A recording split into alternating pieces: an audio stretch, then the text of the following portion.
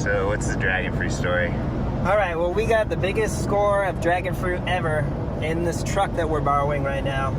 And basically what happened is I was reading Paul Thompson's book, and he talks about George Emerich Jr., who gave Paul Thompson his first hybrid seedlings, but they died in the frost. So anyways, I started Googling George Emerich Jr. and dragon fruit, and I came across a blog with all of this rare fruit, and sad to say, George Emerich Jr. died in 2017 suddenly. And as it turns out, I found two of his friends that happened to collect every cutting of his dragon fruit after he passed from his farm. Yeah. So we literally have a truckload of dragon fruit, 3 years old. It's all unknown, but it's all from George's farm. Yeah, he was claiming that he got cuttings from every single dragon fruit specimen that he had. Yep. And so you don't know like exactly what's doubled up, but he's claiming he has like, 30 to 40 different dragon fruit. Yes, I don't even know it. I can't even believe how many cuttings we have in this truck and the size of them. We were able to pull them all apart without having any break. Yeah, very little breakage. So some are probably about 10 to 12 feet long, and I can't wait to get them out of this truck and show them to you guys. So I'm pretty excited, and we are going to be caretaking George Emerich Jr.'s varieties after he passed. So to me, it's kind of a pretty special and honorable thing to do. So I'm pretty stoked. Yeah, you'll put them on proper trellises and. Yeah, they've been kind of just sitting there in pots for 3 years, and they need some TLC, but they're very, very healthy overall. And they lived along the coast for 3 years or so. Yeah, well, when we get them out of the truck, we'll give them a shot, see what you have. I don't even know what we have. It's exciting to take them out and try to figure it out, though. Oh man, this is going to be some fun, exciting work. So my strategy is going to be to pull them out and intact if possible, and then I'm going to divide them up and kind of categorize them by similar traits, and then I'm going to have to repot them with new fresh potting soil, and I'm going to label them GE1 through whatever I have here. So I'm very excited. I know there's red-fleshed polyrhizis. I know that there are some hybrids in here, and I know that there are some undatus varieties, and definitely some Ocamponas. We have some bluish green dragon fruit varieties as well. So I am extremely excited. Let me pull them out for you and assess them and see what we have. All right, the lighting's not too good, but I have them in this part sun environment, so I can start getting to work pruning them and trellising them and figuring out what on earth I have. So I'm gonna have to come up with a naming convention on these, because officially they're all unknown for now, and some I may never figure out what variety they are. But there are 47 different pots of cuttings from George Emerich Jr.'s farm, and I feel extremely lucky to have all these, and hopefully I could get some to fruit or flower this year. They get some nice high quality soil. We'll see, especially the ones over here. Some of them are about 12 to 15 feet long. They're really, really long. We're able to keep them intact, but man, I have a lot of trellising to do. So we'll get to work on these and give you an update on them soon. So give us a like and a subscribe, and if you know anything about the late George Emerich Jr., I would appreciate some information on him, because I have so many of his plants now. I'm exhausted. It's been a long day, but we got one up. So one down and 46 to go. Now this is our new trellis. I call this the palm tree trellis. I think you can see why. But man, talk about a huge cutting. So I think, well, I'm pretty sure this is red flesh. Most likely Hylocereus polyrhizis, but we'll see. Time will tell. Hey everybody, this is Paul, and let's do about a 3-week update on George Emerich Jr.'s plants. You can see we got a flower bud there, and we ended up getting 49 of them. One was an epiphyllum. I'll show you that at the end. and many are bouncing back already. So I have some that I think are whites or pinks or hybrids here, and they're getting quite a bit of shade, and you saw that flower bud, it's happy. And then in addition, these are the ones that I needed to cut out the rot on the stem so they get a bit more shade. And these ones are probably the ones that need the most attention. I'm just keeping an eye on them, making sure nothing happens, and they're doing great so far. Now, I think these are Hyla series polyrhizis, but they're a bit more sensitive than Orahona. So this one, for example, looks a lot like Orahona to me, but it definitely can't take the sun as much as Orahona. And there are some slight differences, so I'm excited to see what kind of DNA Mr. Emmerich Jr. had. All right, let me show you some more. So lovely epiphytic roots. Lots of them are shooting out of this plant. So that's a great sign. But I do not see any flower buds on this large plant yet. Now, in addition, there are several more cuttings of Georges. Here's 4 more. And these seem to be a bit more sensitive to our climate. So I give them about shade until about 1 o'clock, 2 o'clock, and then they get the afternoon sunlight. And they seem to be doing fine with lots of plumping up and some new growth, so that's great. So another little flower bud, look at that. And here's the 2 more Hyla series polyrhizis, I'd guess. And they're quite large, but they still got a little bit of sun damage, more than I thought. So they're getting some shade in the morning. I think that's been most beneficial for these plants. Now, in addition, here's some more.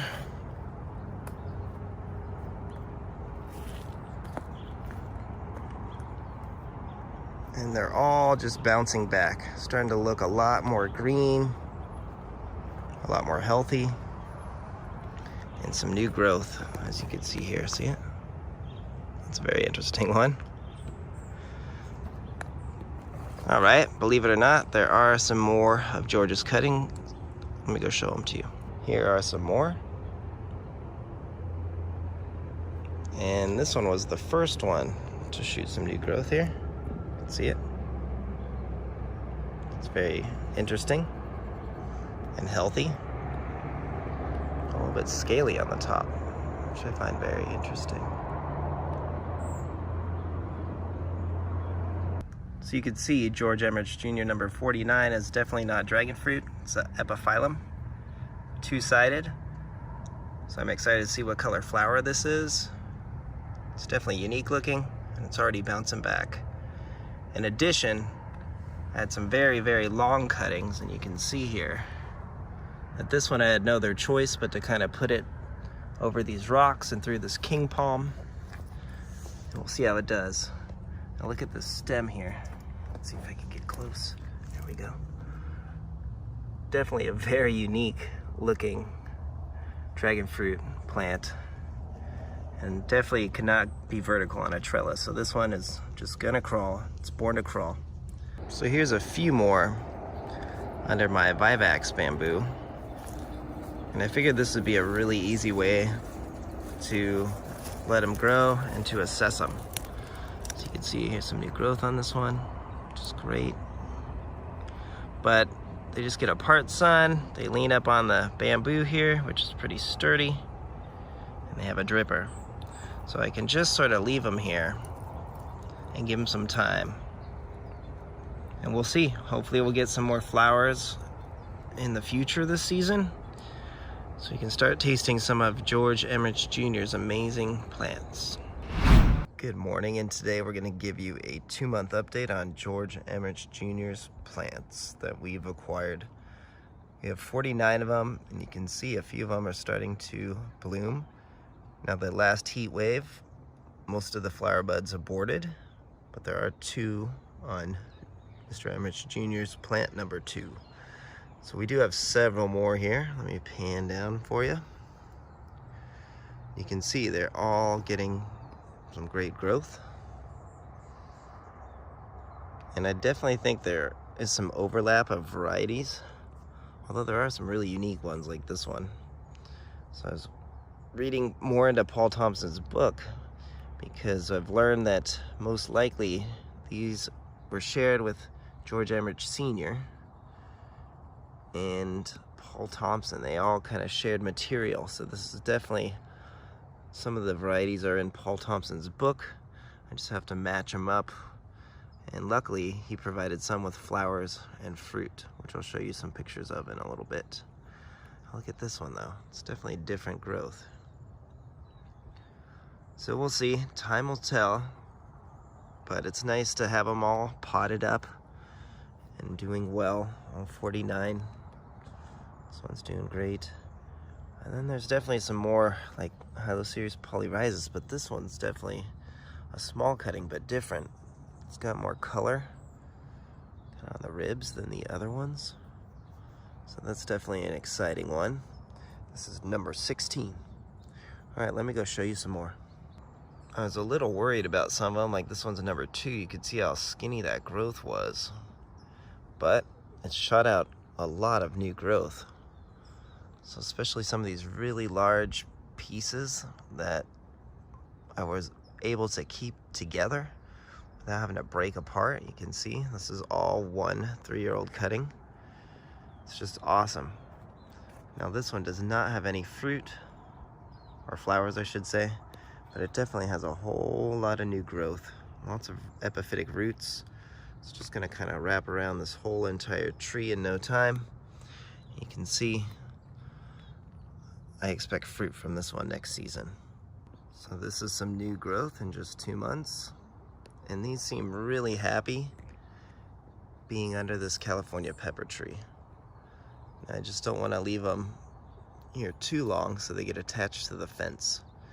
But they all seem really, really happy just in this sort of lighting. They're doing really great. You can see how beautiful George Emerich Jr. number 9, this flower bud is. It's very, very purple. Seems like it may just stick around to set fruit. So time will tell. But we have probably about 10 or 15 plants that look very similar to this one. So I'll show you a few more of them.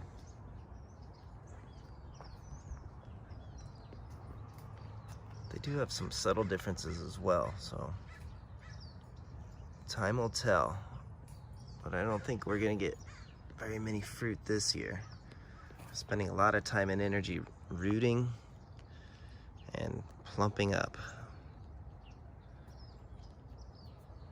They're very beautiful, so I'm excited. I think they're gonna be some high quality plants in here and old school DNA. Now, I did find one thing interesting I'm gonna show you. So I find these two very interesting. I think they may be the same. And I believe they might be something called Panama. And you can see in Paul Thompson, he describes them in his book, or shows pictures of the flower and the fruit. And he describes it as very similar to what this looks like. Horny, which is the edge is kind of that woody. The spines are small and dark. And the color is definitely more like an olive green, especially in the full sun, with like a bluish tint. It's very interesting, especially kind of as you turn it in the light. So I put these in the greenhouse, and I'm hoping to see some new growth. And if the new growth is bronze, then this is most likely going to be the variety called Panama. Now this one seems a lot happier, but no new growth. These plants seem really slow to grow too, because these cuttings are 3 years old, and you can see they're the smallest of any of George Emerich Jr.'s cuttings.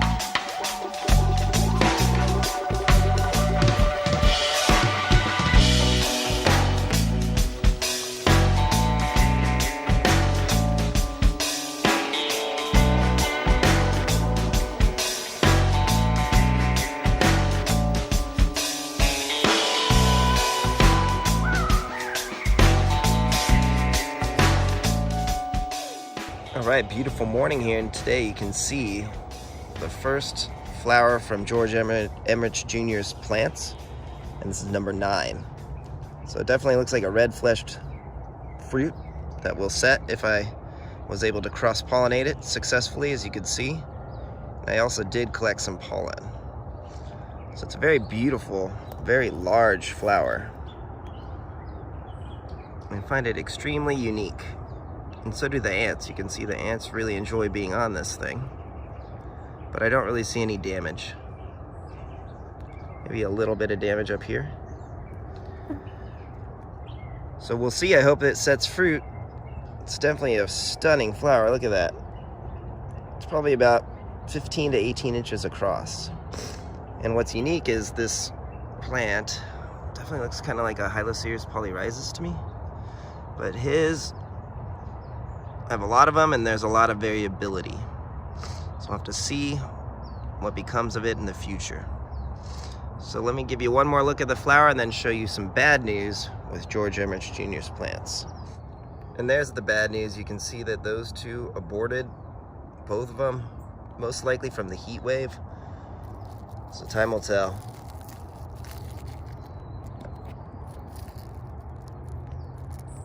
Bummer.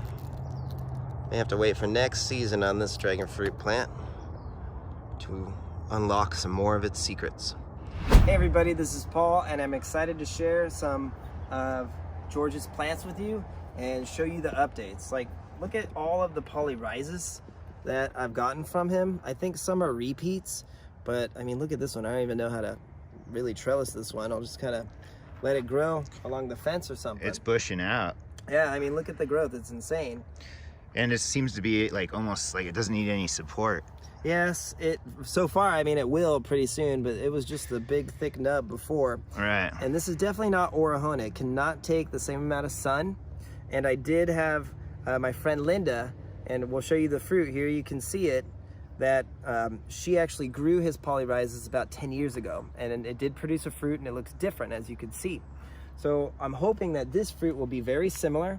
This is the only one that set fruit. This is number 9, and it's definitely a polyrhizis, but it does have some unique traits. It's not Orahona, the shape is different, and it was a very different kind of whitish color. So I'm excited to see how dark the flesh will be on this when it's ripe. Now, in addition, I am noticing that I think he's hybridized some of his dragon fruit. So I did talk to the California rare fruit grower on Facebook's Messenger, and he said that he remembered that Paul Thompson and George Emerich Jr. had a competition with dragon fruit. So something regarding hybrids. So once he told me that, I kind of really spent some time staring at these. And again, you see that this is a polyrhizis very similar to the other ones I showed you. But then I noticed, I think he's created some of his own hybrids off of this polyrhizis. You can see the growth is much different on this one. And it's a little less spiny. And let me show you over here as well. You can see that that growth is definitely different compared to the other polyrhizis varieties. There's more fine hairs, it's flatter. So I'm hoping that this could be maybe his polyrhizis crossed with his sweet undatus, if I'm lucky. So we'll see. Time's gonna tell. You need fruit. Yeah, you gotta have fruit and flower to prove it. But you can see that they are just aggressive growers in a part sun environment. How big was that one when you got it? This plant, all of this growth is new, so it was up to here. Dang. And there's some new branches down there. But honestly, I have so many, I'm just letting them grow, and we'll evaluate them as they produce fruit. I'm gonna trellis some, so let's show you kind of the next phase up the hill. So this section is more of what I think are George's whites and or his hybrids. You can see some have grown taller than me already since we picked them up back in, I believe, June. And you can see the ones on the palm tree trellis are doing great as well. Now, once I learned a bit more about George Emerich, it's actually Emerick Jr. because it's German, I didn't know that. I learned that he was good friends with Paul Thompson, and they actually, George Emerich Sr. carpooled with them to the rare fruit growers meetings. Now, what I found really interesting in Paul Thompson's book is that he describes some dwarf growing varieties of dragon fruit. And I'm really thinking that these could very much well be what he's describing. Like so, short segments? Yeah, you can see how every segment is so short on this plant. And you can see even the new growth is still short. This piece is already has a new branch. So I'm not very familiar, but I do recall in Paul Thompson's book, he talks about a few varieties that are considered dwarf growers. So I'm hoping that I have some of Paul Thompson's unknown varieties in this collection, but again, time will tell. But you can see that these two are definitely growing differently than some of the other whites in the collection of George's plants, which are 48 dragon fruit and 1 epiphyllum. Now there is one that I left some rot on, and I want to show you that right now, so let's go see what I have to do next. So out of the 48 plants, there were about 10 or 15 that had this problem here, you can see. So at the stem, it had rotted because the cuttings were stuck all the way down to the bottom of the pot. In other words, they planted the cuttings all the way to the bottom. Like it went too deep? Yeah, so watch, I'll show you. So I was trying this one out just to see how the growth was. This piece was actually damaged, but you can see it's only grown really slow compared to the rest. So what I personally do is I find that plants that have this rot at the stem or at the base just don't grow as vigorously. So I like to remove it. So what I'm gonna do for this plant, which is George Emerich number 39, I'm gonna cut it just like that. Now actually I can remove the whole thing. So let's put this on the ground, Scott. So you can see that now I'm gonna take this and put it as a cutting. I'm gonna save this whole thing. I was able to do it to all of these plants over here. You can pan out, Scott. All of those had the same problem. So let me kind of show you what that problem is exactly, so you can know why it's bad. Let me pull up that root ball and I'll show you. So it does root well, but if you look, you can kind of see what happens when you plant your cuttings too deep. It did root better than I thought, so I will say that. But again, I just have no desire to have any rot. It tends to grow with the cold weather. It's just the cadmium layer is going to go so deep that it rotted all the flesh off. Yep. And then it's just sitting there And it exposed. will heal and callus and grow normal eventually. But I just like to eliminate this step and have it re-root. It tends to re-root really quickly. But in this case, you can see it wasn't as deep. Some of the cuttings that I received had rot about that far. So this one in this case wasn't as bad. That's why I left it alone. And it's rot that you can't see because of the dirt. Yeah, it's all under the dirt, but then in my experience during the cold weather, it will expand. In other words, it stopped here, you can see, but in my experience, the cold weather, with the frost, it will creep up and expand. So I like to have a brand new kind of flesh to stem cut. And like you can see, I'll show you. It's like an infection. Yeah. And so as you can see, like on this one, had the same problem, and it's already rooted. It's in there really thick. And these really mature cuttings, as long as you leave them in dry soil, they'll root rather quickly. Whoops. So I'm gonna put this one in really dry soil tomorrow, back into its proper pot, and I'll leave it in the shade for about 2 weeks, and I won't water it. I'll make sure it stays dry, and it will most likely grow roots. Now the reason why I did this today is because it's the end of season in Southern California. It's starting to get cold. And in my experience, some dragon fruit will not root in the cold weather. So, let me show you, one more update on George's plants, and let's go into the greenhouse to go check out possibly Panama. All right, so here are a few really interesting varieties from George Emerich's collection, and this is number 3 and 15. And I'm starting to really think that these are most likely a variety Paul Thompson called Panama, because they have this bluish color. I don't know if you can see it here. Bluish tint, and they're really horny here on the edges, and their spines are not very large. Now you can see this one, it had rot really bad, like the last plant. You can see it's re-rooted really well. This one did not have rot, and it's been in the greenhouse this whole season, and look, no new growth. So it's definitely thicker, it's getting nutrients, but I was shocked to not see any new growth. So as a result, I took a cutting and gave it to a friend to try out. And I also grafted a piece here because I'm looking for bronze colored growth. One of the unique traits of this plant is it will produce a bronze color branch when it's a new growth. So I'm hoping that this successful union will show some new growth this season before winter hits in Southern California. So maybe we can kind of get closer to confirmation that this is or is not Panama. But either way, this is a very unique blue, and it's different than the variety Broxensis blue. It's definitely a different type of dragon fruit. So there you go. There is an update on most of George's plants. So give us a like and a subscribe and we'll keep them coming. And hopefully we'll get to taste that fruit really soon for you. And we can cut it open and see what it looks like. All right, take care.